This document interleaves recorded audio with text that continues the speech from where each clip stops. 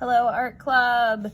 Today we are going to be doing a really exciting project. It's one of my favorites. From your art kit you will need the foil I put in there for you, as well as the skewer that has this sharp point to it. If you don't have that, you can use a dull pencil. You don't want a super sharp one because it will tear through your foil. So a pencil that's been used, kind of dulled down, that'll work great.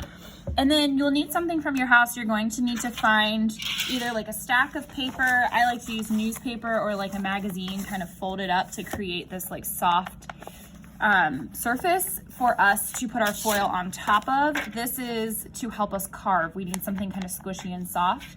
You could try like a dish towel or a rag underneath, but a stack of paper sort of folded up on itself to give it a little cushion tends to be the best. So we are going to create a foil carving, and to do that you have two options. You can carve directly onto your foil, which is what I'm going to do, or you can create a sketch on another piece of paper of what you'd like it to look like, lay that on top of your foil, and then trace over it to push through into your foil the design that you've made. So to begin, choose which side you'd like to use. I'm going to flip it over because the other side has some scratches on it. And we can start carving.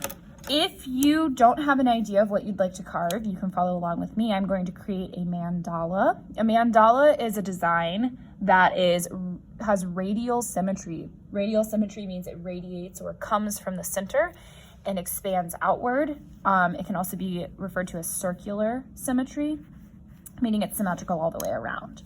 So I like to begin with a point in the middle. I'm gonna just do a circle to start.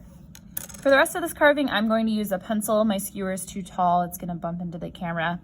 And from that circle, I'm going to push outward with 4 lines to give me some spaces to work in. And I'm not pushing as hard as I can. I'm starting lightly and then going on top of it and pushing more and more with each pass over the line. And I'm going to continue this process until I've filled up my foil. And I like to just kind of go with whatever comes to my brain. I don't really have a plan for this. I'm just looking at the space and filling it up however I see it working out. So different designs coming to mind. And I'm just going to continue this process. Notice I'm keeping things the same.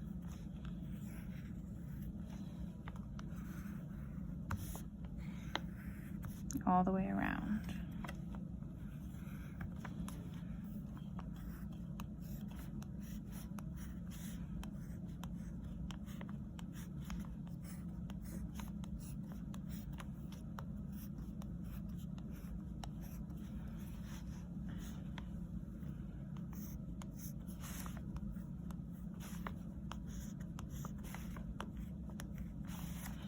All right, so you're gonna wanna keep going until you fill up all of your foil, but just for the sake of showing you guys some different techniques, I'm gonna stop here. So what I like to do is go back over some of mine and make them get really carved well into my foil. So I kind of go over them with my pencil. This is why you don't want a sharp pencil if you're using a pencil. If you're using this skewer, it's a little sharper than my dull pencil, so you're gonna want to be careful you don't poke a hole inside your foil.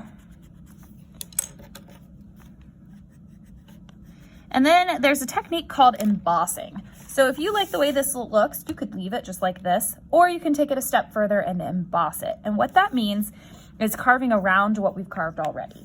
So we've carved into our foil. We're gonna flip it now, and I'm going to emboss or carve around what I've already carved. So I'm going on either side of these pieces that I've carved, carving around the side of it. And then what you'll see when you flip it over is it gives it sort of this shadow look.